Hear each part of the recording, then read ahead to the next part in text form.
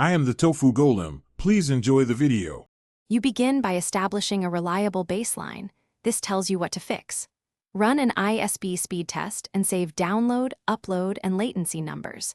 Then check modem and router logs and update firmware if outdated, because firmware can throttle performance. Once done, plug a single device into the router with Ethernet to measure true bandwidth. That separates Wi-Fi problems from WAN issues.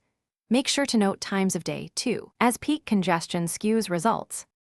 Now you isolate and optimize the network so improvements stick.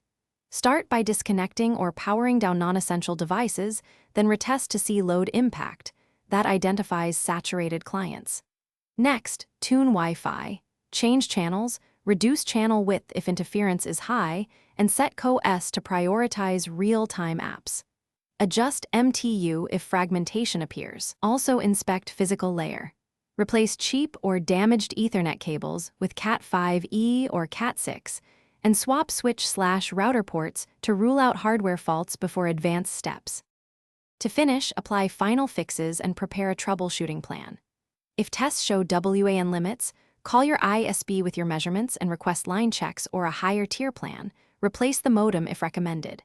For big spaces, deploy a managed switch or mesh Wi-Fi and enable monitoring via SNMP. If problems persist, collect logs and run repeat tests, then perform a systematic reboot sequence. Modem first, then router, then devices. One troubleshooting tip: when intermittent drops remain, swap hardware to isolate failing components. Thanks for watching. Consider subscribing if we helped you today.